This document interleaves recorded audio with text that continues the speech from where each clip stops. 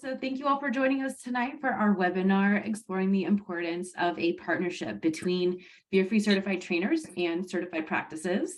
We're very excited to begin this discussion. I am Rachel Robert. I'm the practice certification specialist here at Fear-Free.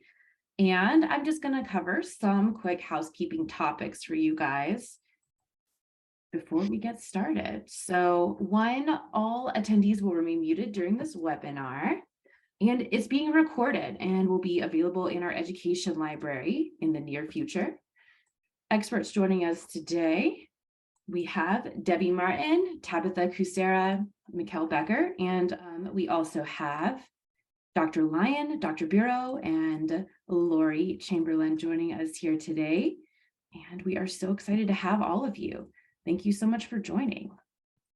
And so we're going to start off by discussing the Fear-Free Certified Trainer Program. So what is required to take the course and what training does this course provide? And we have our resident experts, Lori and Mikkel, to answer this question. Thanks, Rachel. Sure, I can take that one. So first of all, it's not a course to teach people how to be trainers. So there are some requirements. So there's an entrance exam. And you also have to have already graduated from a reputable training organization that is based in positive reinforcement training. So on that entrance exam, we're just wanting to make sure that people are proving basic knowledge of learning theory, basics of behavior, and positive reinforcement training. And then the course covers the same core concepts as the veterinary professional course. So considerate approach, gentle control, the FAS scale, all of that. And then it goes into specifics, so conditioning to tools like basket muzzles, Elizabethan collars, or for cats, toweling, how we might do that in a gentle control setting. And then lastly, we get into some specific training for cooperative care behaviors to help facilitate veterinary care. So things such as voluntary blood draws or chin rests, stationing on a mat, offering a certain limb, targeting type behaviors. So the goal of it is to really help trainers help you facilitate veterinary care. So that's my little synopsis of the trainer program and what it covers. Awesome. Thank you so much. And I know that we have also created some additional content in our level 3 certification program that helps our veterinary teams connect with our trainers. In particular, with that level 3, I know we've had a lot of great opportunities to foster that relationship. So I'd love to hear more about how you guys have experienced that. Yeah, so I can address that one. And I also in the course too, what's really, I think, important too, is we do talk about kind of the role of the veterinarian in behavior as well as the trainer's role, and then also when to refer to like a veterinary behaviorist or someone specialized in behavior as well. So that education and information is available to trainers, as well as in the level 3 course. Actually, it's in module 3. We talk about all kinds of preventive behavior services that could be offered in a veterinary hospital, but then we also realize that you're not necessarily going to have a trainer on staff already at a vet hospital. And so teaming up with a Fear-Free certified trainer is a way that you might be able to incorporate those services within your hospital. So we talk about collaboration with trainers in the vet hospital. A lot of that, though, is also realizing that even though they may be a Fear-Free certified trainer, and even though they may have the education and background that you're looking for, just like you don't just hire any veterinarian who has passed the boards or any technician who has passed their boards, there needs to be kind of a fit. You guys want to feel comfortable with each other. So whether you're a trainer or a veterinary professional looking to team up, it's almost like you're interviewing each other to make sure it's a good fit. That makes a lot of sense. Let anyone else add in if they want to flow off of that. Yeah. Dr. Lyon, Dr. Bureau, our certified practice leaders, how have you guys experienced that alignment with finding a trainer? I'll take. Oh no, go ahead. You first, Dr. Bureau. So what we've done is it has worked really well. We've created one-on-one relationships with multiple trainers, and this has worked out as a win-win all around. we've been able to work with a few trainers and encourage them to that, hey, they often use a lot of no force philosophies, and hey, would they go get their fear-free certification? So we've encouraged a few trainers to be able to do that. That's been a great boon and a win-win for that trainer, for us as a practice, so that we can then do work together for everybody's mutual benefit. And then we've had trainers come in and shadow our team to learn what we're looking for from our animal patients, so that they can help in specific situations, and also that they can know, here's what we do in practice, here's what we offer, so that they can talk with pet parents one-on-one when they're doing training, to say, hey, look, this is what your pet's going to need at their next vet visit. Here's some things that we can do to help them learn these behaviors and have it not be stressful for those pets. A lot of pet parents then are really invested in that, and that works out again as a win-win. They're invested in their veterinary visits with their pet, and they're invested in continuing ongoing relationships with their trainer, so that way they keep coming back to that trainer and saying, hey, this is how our last vet visit went. Can we fine tune some things? Can you give us some more tips and tools? Can we rework some situations so that everything's a little bit better the next time? It's worked out really, really, really well. We've also had trainers. We have a trainer now that is a fear-free certified trainer, and we invited her to set up puppy classes and in our facility. And from a veterinary perspective, we had some big questions there. If we don't know the puppies, how are we going to keep everything clean? Are we going to require paperwork about their vaccinations, things like that? So we worked with that trainer to come up with, again, win-win situations, like on a practical level. Literally in the winter, she uses our garage that's heated, and the garage can be sanitized, which is great. And then in the summer, we have an outdoor area that has sanitizable artificial turf, and that works beautifully. Again, it's a win-win. These puppies then start learning that the veterinarian's office is about fun and games, and they get to see their trainer.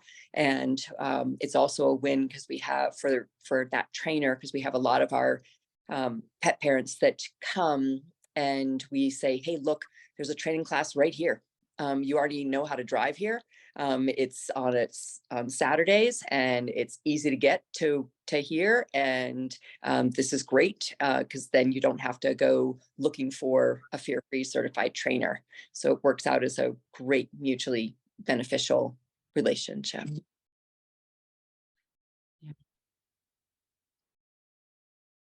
Your experience been with that? Yeah, so because very kind of similar along the same lines, open houses, we're starting to do those again, hopefully around the country. We had one recently in December, kind of a holiday, and bringing in our fear-free certified trainer. We only have one in our Philadelphia area, so we don't, unfortunately, we don't have a lot, but we have one excellent group, and we work really pretty closely. And just to sort of tag team with some of the great things that Dr. Bira was saying is social media is another great place that it took me a while. I'm not particularly adept, but I get myself on Instagram and post, but that has been one really nice way to interact with our fear-free certified trainer group. It's a business, and so everybody in there is, they're all fear-free certified trainers, and it's the only group around our area that is. We have other positive reinforcement, but no other fear-free certified. So just picking up the same concept is, encouraging others around the area, but I'm digressing. But the social media can be very helpful, and we've done a lot of that where we're chiming in. We're seeing patients of ours on social media, and we'll chime in.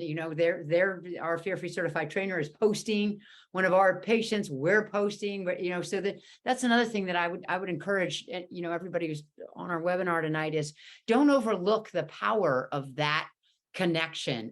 The clients love it. They love seeing their their dog, or what, posted on the fear-free certified trainer, and as well as a veterinarian, and watching that kind of interaction is very helpful, as well as just also not being, I really would encourage everybody, invite your local fear-free certified trainers in, talk to them. That interview process that we just were discussing, it's so important. Chat with them, get a rapport going, get a relationship going. And one of our fear-free certified trainers texts me all the time. I mean, just this morning, I got a text about, hey, I've been working with so-and-so. What do you think about some Purina calming care? I mean, so there's this nice one, and I would encourage everybody, if you're not already doing that or getting those relationships going, they just are worth their weight in gold for your patients, and clients appreciate it. So. Yeah, and for our practice, it's been great. We've had other small events where we've asked different fear-free trainers to come and kind of set up shop outside our building in our, we have a fenced yard area, and that's worked out great because then they've been able to make connections with pet parents that wouldn't necessarily always reach out. And again, it's worked out as a win-win, so that those trainers were able to then make a connection, say, hey, can I work with your pet for just a minute or two, and share some of their fabulous knowledge. And then I've gotten great feedback from pet parents that they've then said, you know what, can I get their business card? I meant to grab their business card while that they were working with my pet, but I forgot, can I grab that card? So that's worked out really, really well. And like Dr. Lyons would talk about, having that relationship with those trusted trainers is amazing, because that way you guys can really pair together. And some of the wonderful things we've had is we've had some of our fear-free trainers reach back and say, hey, things aren't going as well as they could. Could you guys do a workup? Could the veterinarian go back and check and make sure, hey, is there a pain syndrome going on that's causing a pet friend not to do the things they would normally do, or maybe they're low thyroid or something like that. And likewise, from the veterinary end, we've been able to reach back to our fear-free certified trainers and say, hey, there's a medical thing going on here. And we also want to work on some of the training components of this, so that we can partner together and come up with better solutions for these animals. I just think the most important thing of all is if you make it extremely clear, this is who you're working with. You're only going to work with a fear-free certified trainer. This is how it's going to be. And you just make the road there as clear as possible, and don't let pet parents wonder where to go, or, just very quickly, this was just a great example. This delightful plastic prong collar came from a trainer whose positive reinforcement, the name of it is Zen Dog, and this poor client got completely lured in thinking this was a great idea. And I now have it. Obviously it's in my possession. There's no way the dog went home with this. But if you have your fear-free certified trainer already lined up, you have the relationship, you have that, it's just an easy, and here you go, and this is who you're going to.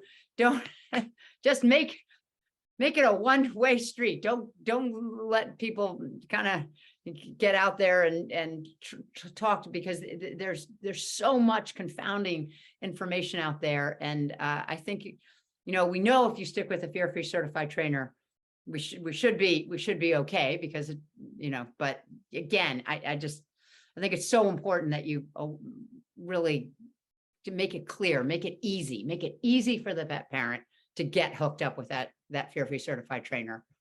And the fastest and easiest way to do that is get the relationship yourself and just send them straight there. It's a direct referral, just as you would refer to a board certified orthopedic surgeon or whatever the specialty is. You're going to get right to a fear-free certified trainer. Make it a direct line.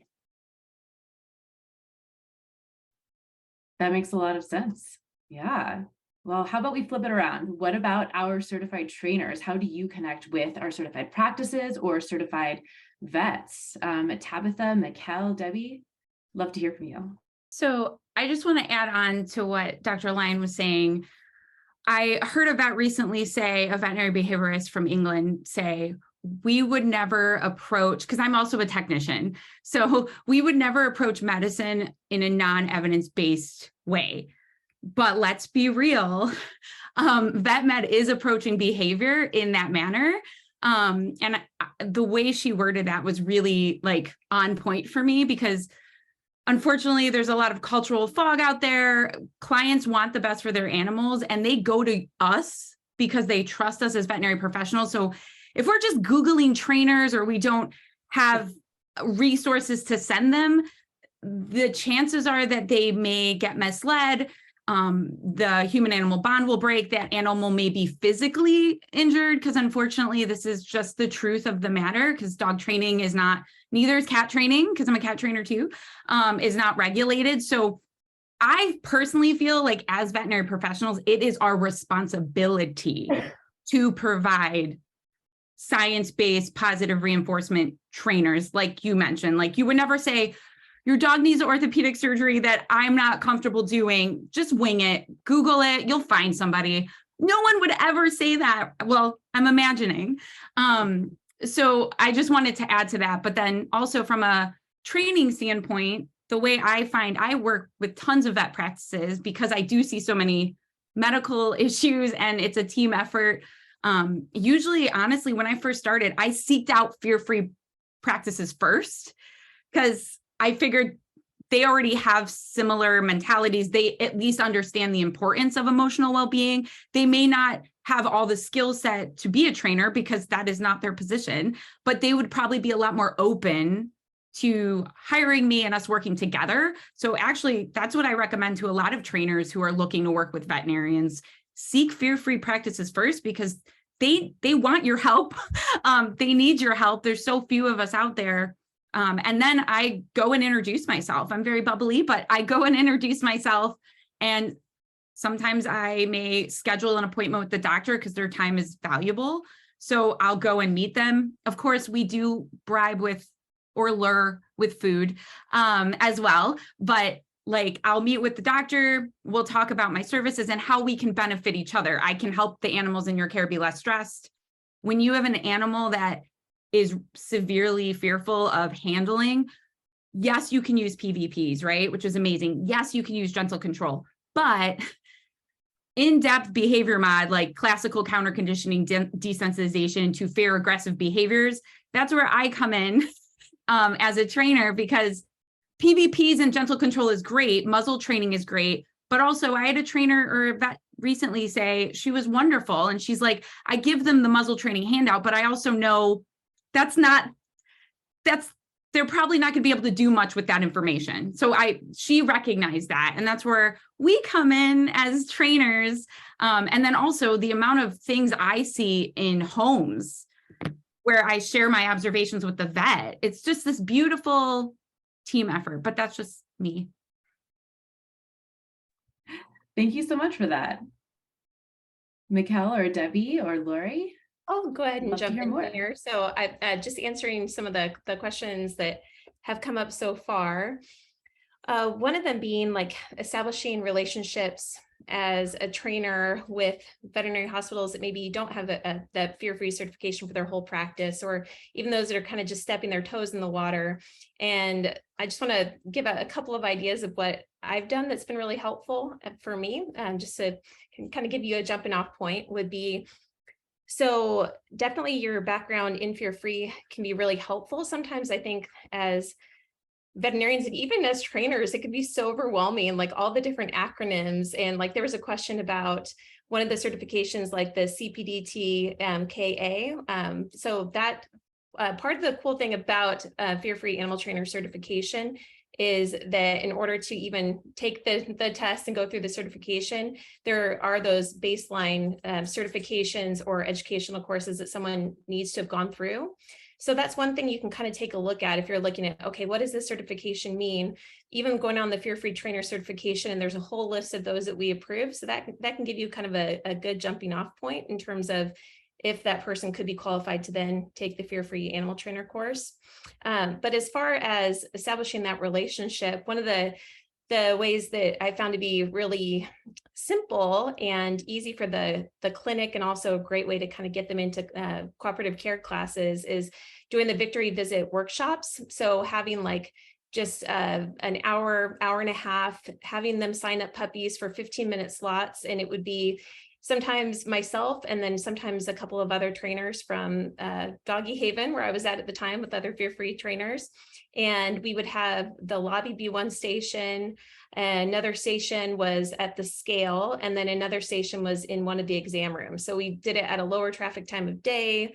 It was just really fun. It was a great way to have that positive experience. I know Temple Grandin is just a huge advocate for trying to have as many like fun, happy experiences that are completely free of care whenever possible. So that's a great way to do it, is those victory visit workshops, because literally they go through, it's 15 minutes and they're out. And, you know, most of the time they don't want to leave because it's so fun. So that puppy classes too. So a lot of times people know the idea of puppy classes, but it's sometimes hard to find someone that does that. So puppy classes, I've also found as a trainer, sometimes they may have someone that's maybe done puppy classes for years and years. They've been in there for, you know, over a decade. And so that might not be my in. My in might be something like teaching a cautious to confident canine class. So a class for more of your shy guys and girls, if that's appropriate in that situation. So sometimes we'll do like little stations spaced out, or we could do a cooperative care class. So there are lots of opportunities in that regard. And definitely just being able to, even handing out your card to the staff, establishing that relationship, that the fact that you're fear-free certified as a trainer can really set you apart, because that's something that even while someone may not understand all the different acronyms, the fear-free certification is very valuable in that way, because it is something that you stand for. You have that certification baseline, and then also that same training. So I would say that definitely having that relationship where you invite them in to take your classes, you know, that way they can actually see that you do use reward-based training. That can be really helpful. And especially when they can see those transformations. I feel like a lot of times, like being able to see the transformation with different pets, whether it's their clients or their own pets, that really can make a believer out of someone that's maybe kind of on the edge of whether or not to do it. So that's it for me. Thank you so much, Mika. And I'll add in, because you did ask me, but I am in kind of a unique position because I am in a behavior only veterinary practice. So my husband's a board certified veterinary behaviorist. I'm a veterinary technician specialist in behavior and trainer on staff. So we get referrals from vets from the area. So we usually are not recommending changing their vet unless they're asking because they're looking for a new vet. Then we're going to be referring to a fear-free certified hospital in our area. But we don't like come out and say, hey, leave your vet who recommended you come to us. So you have to be really careful when you're taking referrals to not with a regular veterinarian. I think that's important as a trainer, but also as a specialist, because you'll stop getting referrals from those vets. And then we also refer to trainers in our area because we can't do it all, and we're not always convenient for the location that some people have to drive an hour to 2 hours to get to us. So they're not going to be coming back for lots of training appointments with me. So we send them to other trainers in the area, and we really rely on that network we want people that have the education and knowledge about what handling looks like if it's a handling issue. Sometimes, you know, like in behavior specialty, it's not other conditions that we have. So the trainers have to be all about handling. We need them to be able to do a lot of different behavior modification using fear-free techniques, at least, right? And so that is a big part of our job, just as a specialty hospital. And I'm going to put a little plug in for puppy classes, just because it's where I started in behavior. I was a preschool teacher before I went back to school to become a veterinary technician, and early in my career, and it was probably in 1990 1997, I think, I started teaching puppy classes at the vet hospital where I was the head technician. And from there, I started seeing the impact it had on the dogs coming to our hospital. And it was amazing seeing them grow up and get the owners grow up from puppyhood into adulthood to the senior time, and really knowing those dogs and the owners knowing me as well. And I have to write a book and a course about teaching puppy classes, the Puppy Start Right preschool program. And for a fear-free certified professional, you get a 15% discount off that course. And I can get you the code if you don't have it. It's in some of the courses already, but there is a discount for fear-free certified professionals. And it is a great way to bring puppy classes into the hospital and have a curriculum to provide a service to your puppy patients and save you tons of time in your exam room instead. And I'll stop there on that. Thank you so much, Debbie. We'll be sure to include that code in the email that goes out as well. So as far as referring to a veterinary behaviorist, like Debbie's practice, where do you begin with that? At what point do trainers and vets decide, all right, it's time to refer out? What does that look like? So for me, as someone that works with a lot of veterinarians and clients, but I don't work at the practice, a few things that I think of is this animal in a general state of stress? Is this animal, and this is where trainers can help, is this animal sharing and sharing signs that they are stressed and that they can't learn or focus? Because it's not as simple as we're going to just tell the dog to sit, because a positive reinforcement trainer would understand why can't the dog sit? They can't think or focus, they're over threshold. And if they're in a place where they can't do that, I'm a great trainer, but it's very likely that other things may be indicated that a veterinary behaviorist may be needed, like medications. Also, so that's one of my go-tos. Like if the animal's in a place where they're just in a chronic state of stress, or they're in a place where they can't think or focus, that's a really good time to refer to a veterinary behaviorist. And then there's also, this is a good point about finding a trainer. I know people mentioned you should trust us, which is great, but also you would never just hire a tech without interviewing us. So it's really important to watch us train, work with us. And then also not a lot of, just like vets have specialties, not all trainers are comfortable seeing everything. So like, for example, I see cats. I know a lot of trainers who would not want to see cats, respectfully. So that conversation is important. Are you comfortable with fear aggression? Are you comfortable with inner dog aggression, or whatever it may be, or reactivity? These are labels, but these are just things to help us kind of get the point across. Because then you can also gear that person to the right trainer. But also if I'm seeing severe aggression towards children, so some severe issues where I'm going to help with management and muzzle training and things like that, I usually will refer to a veterinary behaviorist as well. So those are a few of my just go-tos. Usually if they're just in a chronic state of stress and can't think or focus, or I have the client start to identify body language and they notice my dog does displacement behaviors 50, not that they have to count, but they just notice 50 times a day. Maybe your dog has anxiety all the time, or a generalized anxiety, which would be a diagnosis from a veterinary behaviorist and not from me. But can I share what signs can indicate your dog's stress all the time? And then you can share that with the vet? Yes. So those are just a few things where I would definitely refer to a VB. And even as a trainer, when I work with a lot of VBs where even after I refer them, we're still working together. It's the trainer, the VB, and the vet. It's this beautiful team effort where, hey, I'm going to handle the medications. I may or may not all VBs have trainers on staff. So they may then refer to me with the training plan and we talk together, or we just give each other updates also. So it's not just bye. Usually we are still communicating with each other and working together to most benefit that animal's care, essentially.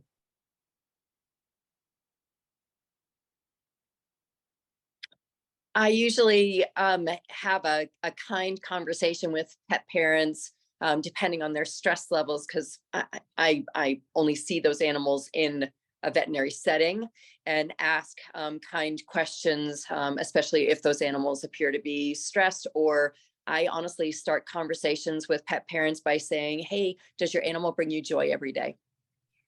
And if the answer is yes, great. If the answer is most of the time, it's an opening for me to ask questions. And more often than not, those are behaviors that the pet parent doesn't like. It's not always medical things. And then we have a discussion about, is this a medical thing that we need to address, or is there a medical component?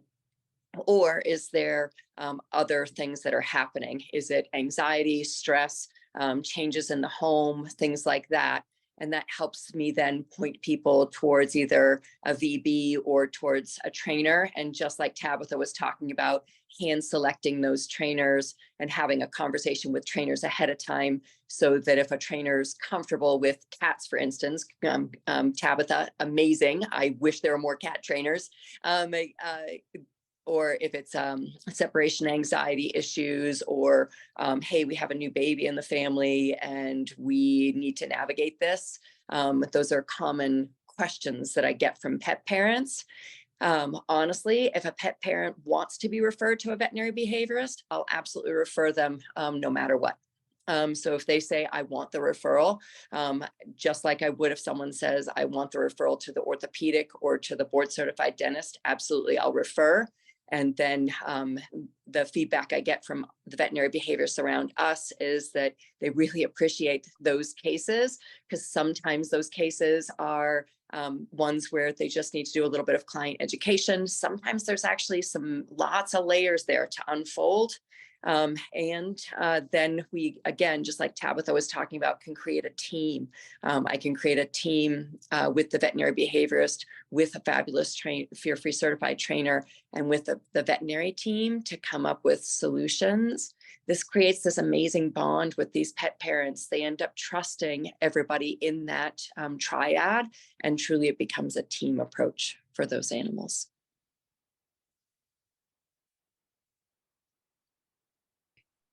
What have you guys experienced as far as doing in-person consultations versus telehealth when it comes to these veterinary behaviorist consultations? So I have the pleasure of seeing virtual and in-person behavior consults, because I get referred by, again, I work with so many amazing VBs across the country. And with telehealth, of course, from a veterinary behaviorist and veterinary standpoint, you have to check your laws in your state as far as patient-client relationship. It's getting better. One positive from the pandemic, telehealth is awesome. So we're more open to it. And with behavior as a trainer, I don't have that restriction, obviously, right? But I'm also not prescribing or diagnosing either. So that probably explains that. But in many cases, it actually is more beneficial. So this is something that you may have to break the myth, or this is a common myth where virtual training, how does that work?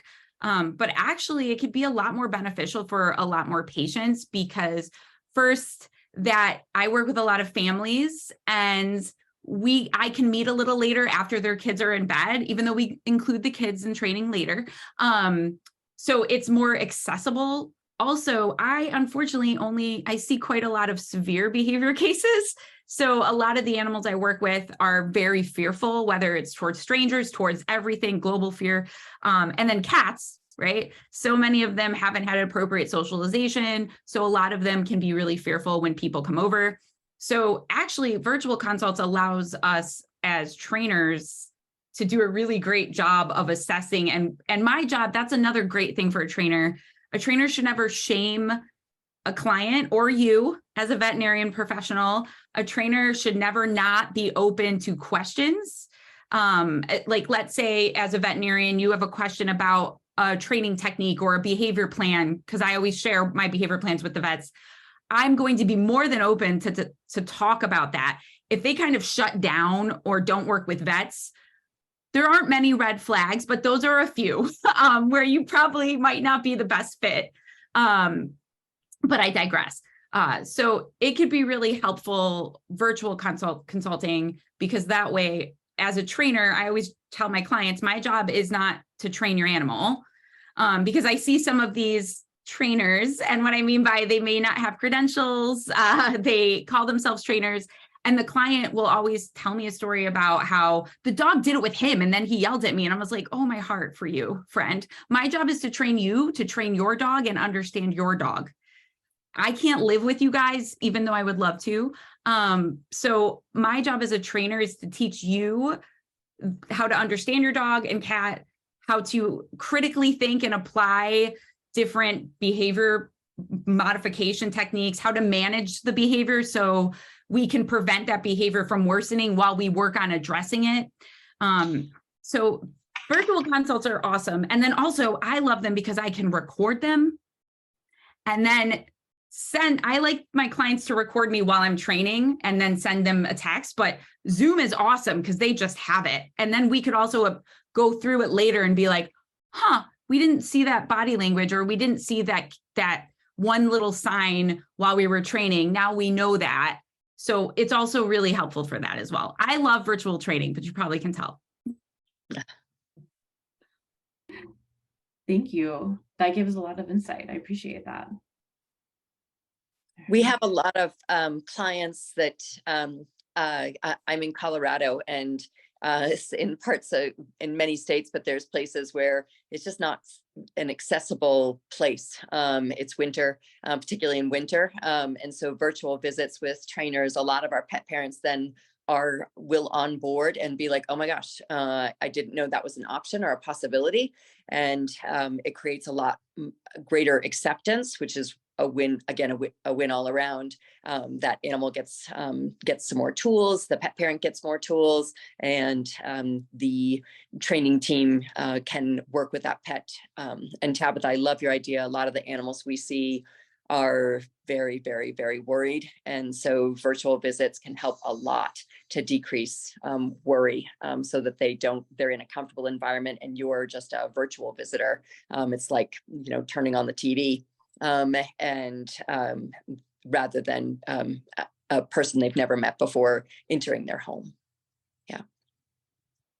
I can't second that enough. I'm a huge fan. In fact, we just had an example of this just literally this week.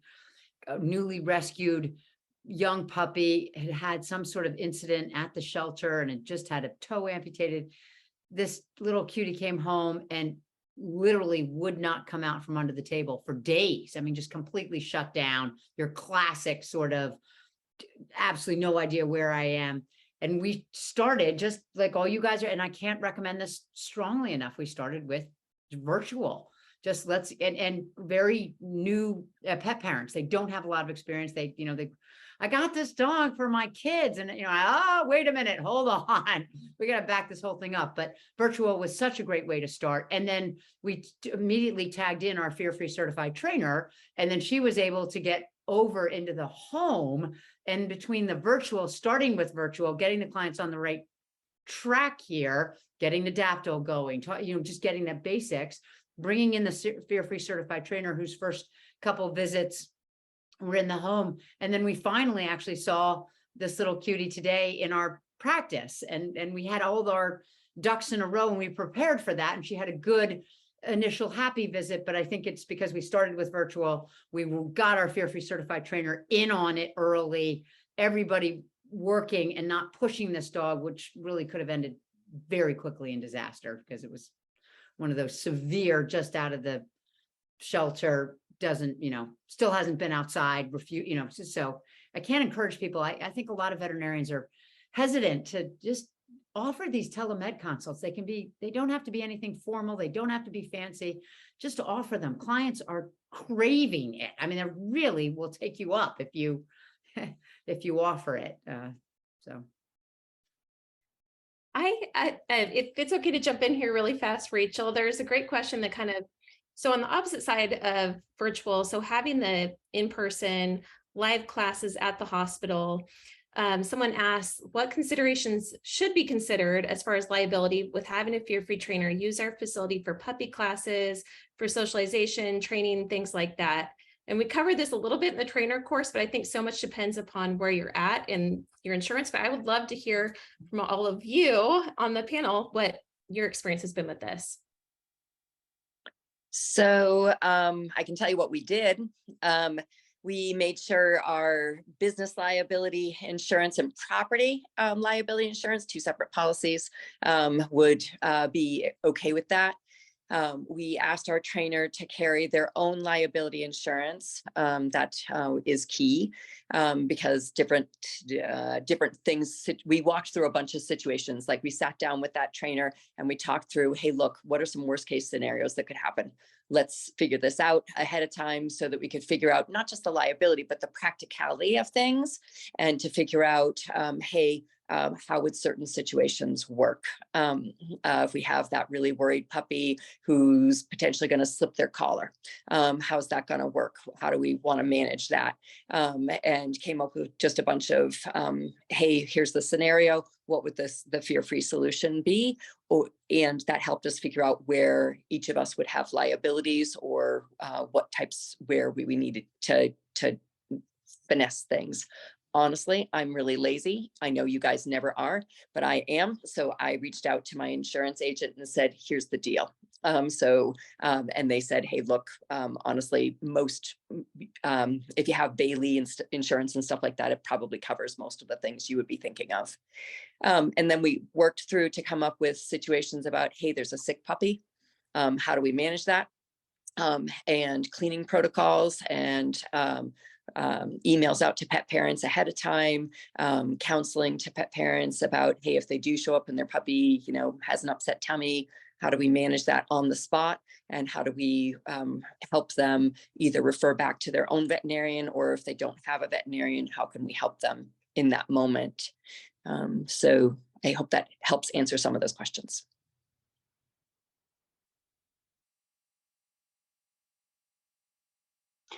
Yeah, I was going to add one thing that I've run into just with people, trainers wanting to teach puppy classes in a vet hospital at some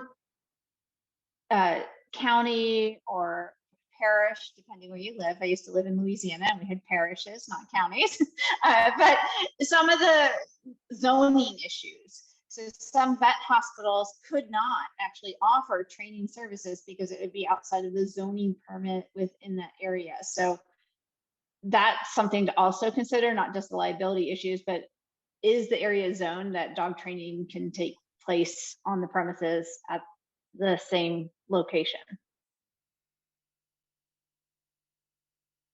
And I'm sorry, my internet went out. We're having a storm here, and we had an ice storm last week, so the internet's been kind of tenuous anyways. And so now I'm on my phone, and hopefully, and I'm holding it here, so I'm getting a good arm workout at the same time.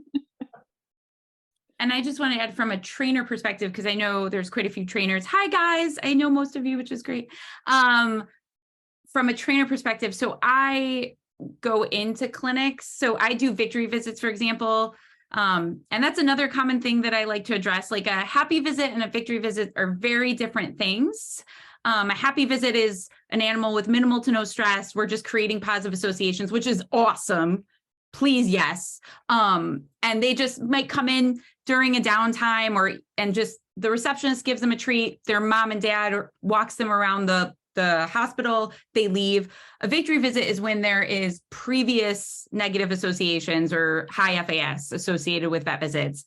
And that's where in-depth behavior modification needs to happen. And that's where we need a credentialed trainer. It could be a technician like myself that's boarded in behavior, or it could be a technician that has training certifications at your hospital, but it's not the greatest thing for a tech, because I remember that's how I got into behavior.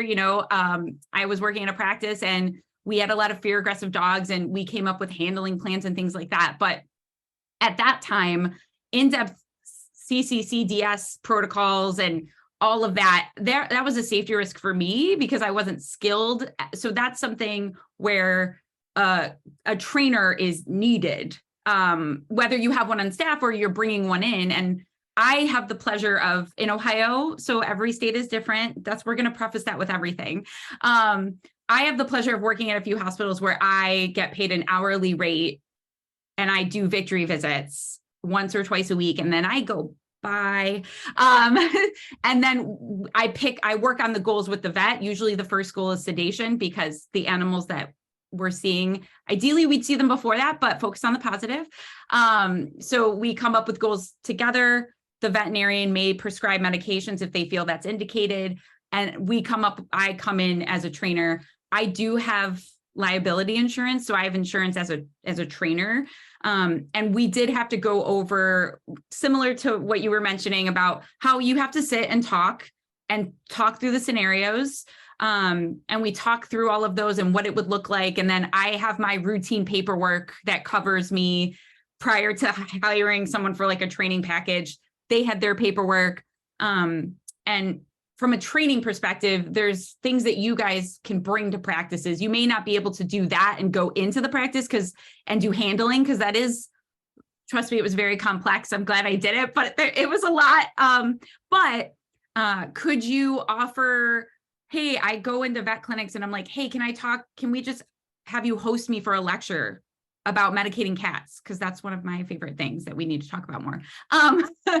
Or can I come in and talk to your people about body language? Because clients want to learn more, and then you're building a relationship, but you're also helping that client understand what body language looks like. So when you're saying the dog is fearful, you already have buy-in. It's just this beautiful thing. So you can go in to do CE, or if you have an area, you could say, let's come up with a victory visit plan together. How can this look? I mean, there's so many ways trainers can build relationships with veterinarians. And I know it's not always easy, real talk, because everyone's so busy. It's not malicious, everybody. So that's where we have to just introduce ourselves, invite them. I have people invite me when they open training facilities, or I had a place recently invite me. They opened a dog bakery and I was like, I'm loving this like vibe.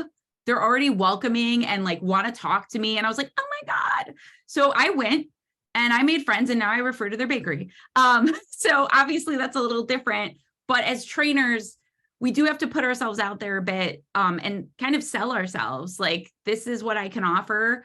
Like with cats, that's when I was like, hey, are you seeing chronic cystitis cases or Pandora syndrome cases? Oh, you are. Guess what? I'm Tabitha.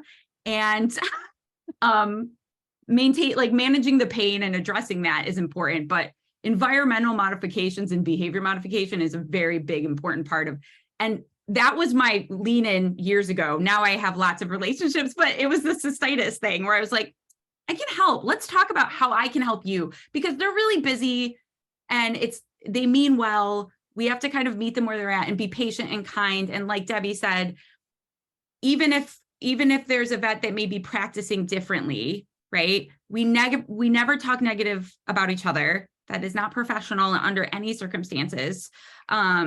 So they may not be a good fit for you, or that you may tell that client that veterinarians may be not as comfortable handling fearful animals, because handling is a skill, which is something I say all the time. But usually I just work with their vet to create a handling plan, and most vets are more than open to it. So again, there's so many creative ways. I went on a bit of a rant, but I know there's a lot of trainers here, and there's so many creative ways that you guys can reach out to vets, and they want your help. Sometimes you have to be a little persistent and kind, but they want your help, as you can see from all these amazing people at this event right now.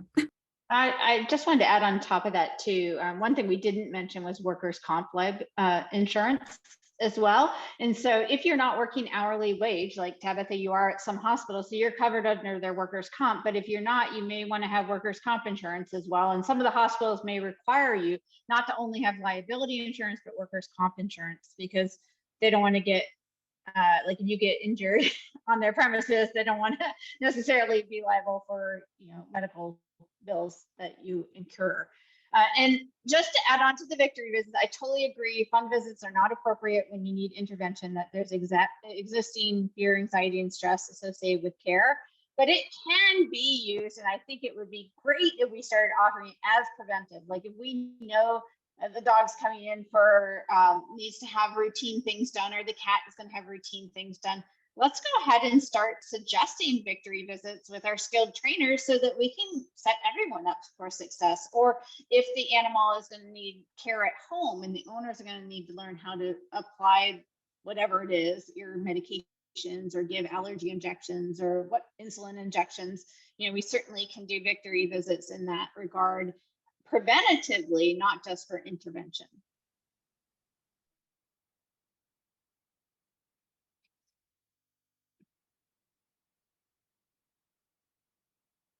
Do you have anything else to add on the topics that we've covered so far? All right, if not, we can open it up to some questions in the Q&A. I know Mikkel and Tabitha have been on top of answering some of these questions, so we'll see how many of them we have left in the Q&A. Let's see. It looks like we have a question from Victoria. They have a lunch and learn planned with a local vet clinic to discuss low stress handling with their vet techs and assistants in a few weeks. And they're planning to talk about body language, FAS, gentle control, touch gradient, victory visits, and ways that their training services can support their patients. Anything else they may be missing that they should consider including in that? One thing I will add, if it's possible to demo with a live animal, that tends to speak volumes to people. So if you can either bring one of your own animals or use one of the animals at the clinic to demo something to them, that can often get your buy-in right there in 2 to 3 minutes time. And then you can lecture on all those topics. So that's just a little tip for me. And Lori, I love your idea. You'll get amazing buy-in from your veterinary team if you offer for any of the team, hey, do they want to bring their pet to work that day, so that you can work with them, and that you'll have huge attendance. You'll get a buzz going because you'll have quite a few animals that you'll be able to make headway where the team has not been able to make headway even with their own beloved pets. You know, veterinary teams are notorious for adopting the creatures that need lots and lots and lots of stuff. Yeah, so that could be a great tip, is to advertise it as bring your furry friend, let's work. You could also, one other thing you might add in, especially if you're suggesting doing puppy classes, but kind of what is your protocol for minimizing disease spread within the training facility? What are your requirements or for the animals coming into your training facility?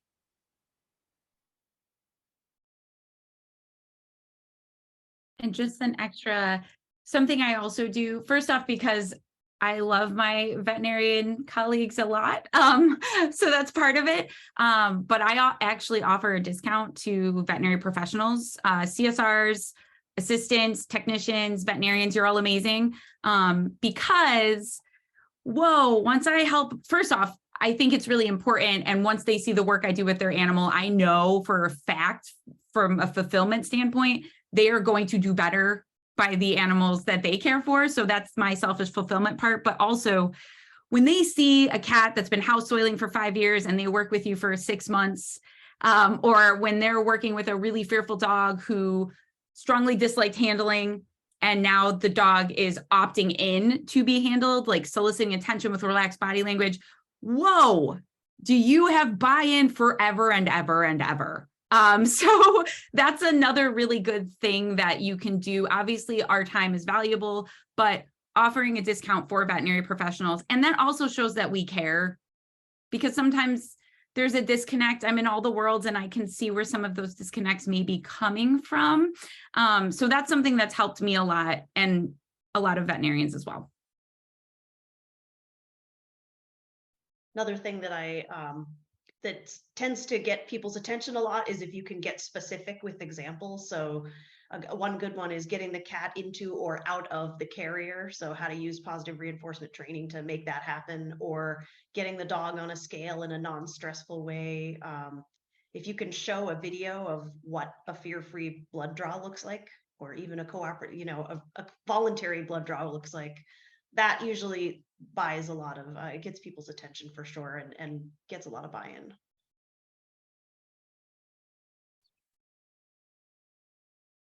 So much. We have another question in the chat, and we have time for just one more here. So this question is one that had a lot in common with some that were asked upon registration. So for this webinar, so that is, if you don't have a certified trainer in your area, or if you don't have a certified vet in your area, how do you go about educating your clients about the value of using one or the other?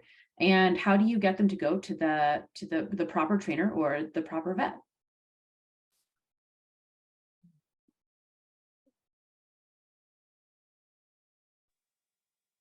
Good question. Honestly, I would, if you could, I would start with you. And promote yourself, whether you're the veterinarian. I'm sorry, I don't know who's asking the question, but if you're the veterinarian, promote your own services, promote your team, let the world know how fabulous you are. And if you're that trainer, same thing, reach out, start spreading the word. The more fear-free certified professionals that spread the word of fear-free, the more pet parents are going to want that and seek it out. When we started as a fear-free certified practice, we're technically in a teeny tiny little adorable town. We reached out to like literally the local paper, super cute. But we reached out to the next town over that has actually the bigger paper. And we did a couple of just local events where we would have the team come with us and meet the pets, because in small towns often it's the pet parents, the kids, and the pets all come to the event, and we would reach out and meet them, and it worked great as a way to promote all that we did. And I would start there, and then I would try reaching out. There's a whole lot of veterinary behaviorists that can be reached virtually. So you can start connections there. And then there's, like Tabitha was talking about, there's a whole lot of fear-free certified trainers that can be reached virtually. And so you can add to your grouping of your team by using the powers of the internet.